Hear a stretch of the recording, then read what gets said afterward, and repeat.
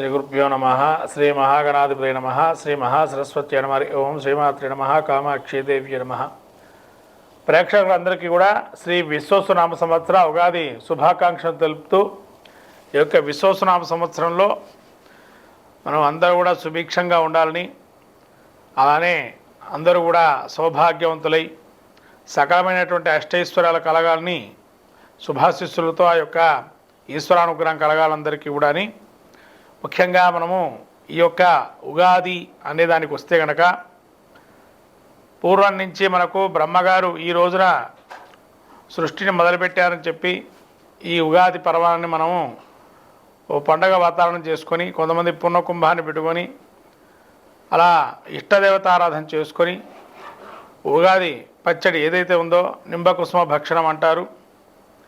ఆ యొక్క ఉగాది పచ్చడి తిన్నట్లయితే శతాయుర్వర్జదేయంగా అంటే వజ్ర దేహంగా ప్రాప్తిస్తుందని, సకల సంపత్తులు అర్థము అంటే లాభము అనుగుణంగా అన్నీ ఉంటాయని చెప్పి, అందులో రుచిపూర్వకంగా షడ్రుచుల పూర్వకంగా ఉండేటువంటి ఉగాది పచ్చడిని సేవించి ఈ యొక్క పంచాంగ శ్రవణాన్ని కూడా విని దేశకాల మనిపిస్తులు అట్లనే వర్తమానంలో వ్యక్తిగతమైనటువంటి రాశి ఫలితాలు చెప్పుకోవటంతో ఈ యొక్క వినటంతో కూడా సకలమైనటువంటి పాపాలు క్షయిస్తాయని బ్రహ్మదేవుడు ఈ రోజున సృష్టిని మొదలుపెట్టాడు. కాబట్టి రవ్యాది గ్రహాల యొక్క ఎక్కడెక్కడ ఉన్నాయో వాటి యొక్క పరిస్థితిని బట్టి ఏ విధంగా మనం జ్యోతిష్ శాస్త్ర ప్రకారంగా ముందుకెళ్ళి తదనుగుణంగా ఈ యొక్క సంవత్సరం ఏ విధంగా వ్రత నియమాదులు అట్లనే హోమాది క్రియాదులు ఏ విధంగా ఆచరించాలని చెప్పి ఈ ఉగాది నుంచి మనం మొదలుపెట్టుకొని మళ్ళీ వచ్చేటువంటి ఉగాది వరకు కూడా సకలమైన శుభాలు ఏ విధంగా పొందుతామని చెప్పి ఈ నవగ్రహాది రవ్యాది గ్రహాల యొక్క ప్రభావము మానవ జీవితం మీద అలానే లోకం మీద ఏ విధంగా ఉంటుందో చెప్పుకునేటువంటి ఆ యొక్క ఉగాది పురస్కరించి ద్వాదశ రాశులైనటువంటి ముఖ్యంగా మేషరాశి వారి యొక్క ఫలితాలు చెప్పుకుంది ఏ విధంగా ఉన్నాయని చెప్పి. శ్రీ గురుభ్యో నమ. శ్రీ మహాగణాధిపతి నమ. శ్రీ మహాసరస్వతి నమ. ఓం శ్రీమాత్రే నమ. విశ్వసునామ సంవత్సర శుభాకాంక్షలు తెలుపుతూ మిథున రాశి యొక్క ఫలితాలు చూసినట్టయితే మిథున రాశి యొక్క మృగశిర నక్షత్రం 3-4 పాదాలు, ఆర్ద్ర నక్షత్రం 4 పాదాలు, పురుష నక్షత్రం 1-2-3 పాదాలు ఈ యొక్క మిథున రాశివి. మిథున రాశి యొక్క ఆదాయ వ్యయాలు చూస్తే ఆదాయం 14, వ్యయం 2, రాజ్యపూజ్యం 4, అవమానం 3. అంటే ఆదాయం 14 ఉంది, వ్యయం 2. అంటే ఇవి కూడా ఖర్చు కాస్త తక్కువగా పెడతారు. ఆదాయం వచ్చినా కూడా వాటిని సద్వినియోగం చేసుకునే ప్రయత్నం చేస్తారని చెప్పి.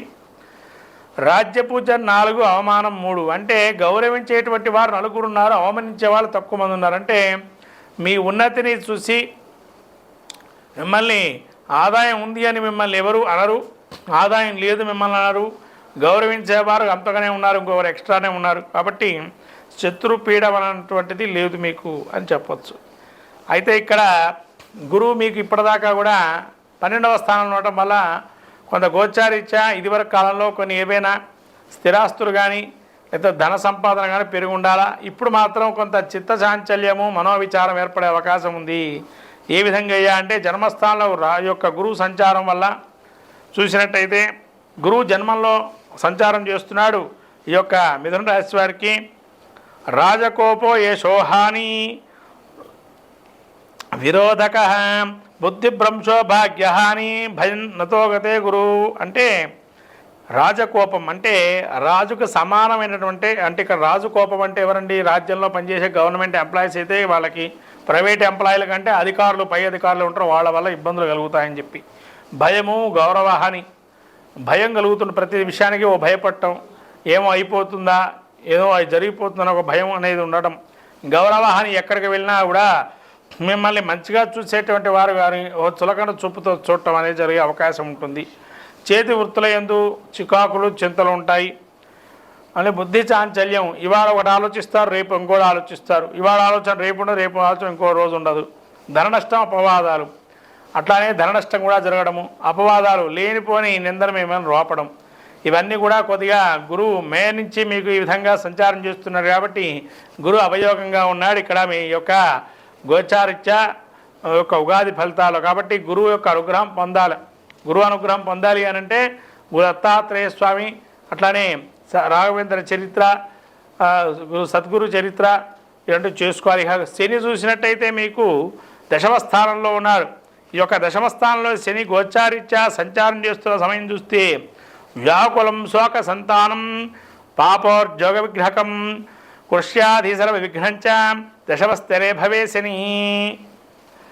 అంటే ఇక్కడ శని దశమస్థాన సంచారం వల్ల విచారము, వివిధ రూపాల కష్టాలు, ముఖ్యంగా ఉద్యోగంలో పనిచేసేటువంటి వారికి బాగా విపరీతమైనటువంటి అధికారులు వాళ్ళని ఇబ్బంది పెట్టడం, అట్లనే పాప కార్యములందు ఆసక్తి చూపటము, చేతివృత్తి ఎందు చికాకులుగా ఉండటము, సమస్తమైన విషయాల్లో వ్యతిరేకమైన ఫలితాలు వస్తున్నాయి. అంటే ఈ యొక్క చేసే వృత్తిలో కూడా కొన్ని ఇబ్బందులు కలిగే అవకాశం ఉంటుంది.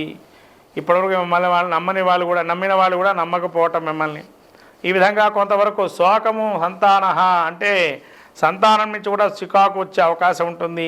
నానా విధమైన కష్టాలు అనుభవిస్తారు అని చెప్పి మనకు చెప్పబడుతుంది. అలాగే ఈ యొక్క మిథున రాశి వారికి కేతు రాహు యొక్క ఫలితాలు చూస్తున్నట్టయితే కేతు తృతీయ స్థానం సంచారం చేస్తున్నాడు. యొక్క తృతీయ స్థానం అంటే కేతు యోగప్రదంగా ఉన్నాడు వీరికి. కాబట్టి యోగం ఏ విధంగా ఉందయ్యా ఈ యొక్క శని యోగప్రదంగా అంటే సౌభాగ్యం ఆరోగ్యం అర్ధలాభం యశస్కరం వాక్పరుషం వినోదంచ.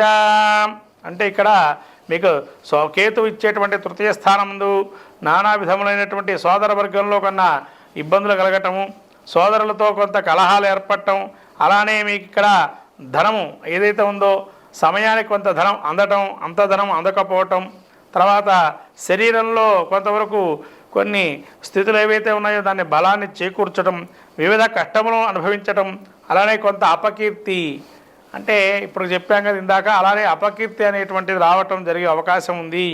అలానే రాహు యొక్క సంచారం చూస్తే నవమస్థానంలో సంచారం చేస్తున్నారు. నవమస్థానంలో సంచారం చేయటం వల్ల ఈ యొక్క రాహు ధనధాన్యాది కృతనాశం ప్రజాన క్లేశమాప్నోతి గోవాచ గజానాశం భాగ్యస్థే గతో ఫణి.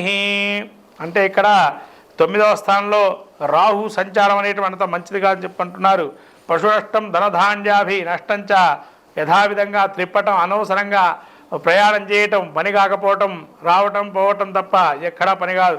అలా కార్య విఘ్నాలు జరుగుతుండటం లాంటివి జరుగుతూ ఉంటాయి. అంతే మిథున రాశి వారికి మొత్తం మీద చూస్తే ఎక్కడా యోగం లేదు, కానీ ఆదాయం మాత్రం బాగుంది. ఎక్కడండి వీళ్ళకి యోగం కలుగుతుంది అని అంటే ముఖ్యంగా ఆరోగ్యంలో కొన్ని ఇబ్బందులు వస్తాయి. ఆరోగ్యానికి సంబంధించి ఆదాయం దగ్గర పెట్టుకున్నారు కాబట్టి ఎంత కష్టాలు వచ్చినా కూడా ఆదాయ మార్గాలు బాగున్నాయి కాబట్టి ఆరోగ్యప్రదంగా ఉంటారు.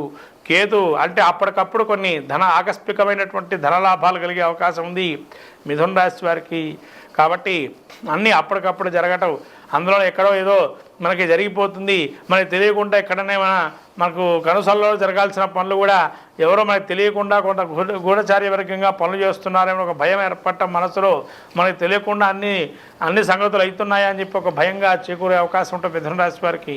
అక్కడ ఏమీ ఉండదు, భయాన్ని తప్ప ఏమి ఉండదు. కాబట్టి మిథున రాశి వారు ఈ యొక్క యోగ అవయోగ చూసినట్టయితే గురువు కానీ శని కానీ అంటే రాహు కానీ కేతువు కానీ అంతా అపయోగంగానే ఉన్నారు. కాబట్టి ఈ యొక్క గ్రహాలన్నీ సానుకూలంగా దానికి ప్రదక్షిణాలు చేయటం, అట్లనే ధాన్యదానాలు చేయటం, అలానే దైవ కార్యక్రమాలు ఎక్కువగా హోమాది కార్యక్రమాలను పాల్గొనటం, ఇలా శాంతులు చేసుకోవటం వల్ల మిథున రాశి వారికి యోగప్రదంగా ఉంటుంది. ఈ యొక్క మిథున రాశి వారు రాబోయే కాలం ఉగాది నుంచి ముఖ్యంగా ఈ యొక్క కేతువు కానీ రాహు కానీ గురువు జన్మంలో గురువు చరిత్ర పాలన చేయడం కానీ, గురువుకి ధ్యాన మార్గం కానీ, గురుపాదుకలు దర్శనం చేయటం కానీ, గురుక్షేత్ర సందర్శన చేయటం కానీ చేస్తే చాలా అద్భుతంగా ఉంటుంది. ప్రతి గురువారం రోజు దగ్గరలో ఉండే గురువాలయానికి వెళ్ళి స్వామివారి యొక్క అనుగ్రహాన్ని కూడా పొంది తద్వారా గురువు అనుగ్రహంతో గ్రహపీఠను కూడా హరింపజేసే శక్తి ఇస్తాడు గురువు. శ్రీమాత్రే నమః. స్వం భుజాత్.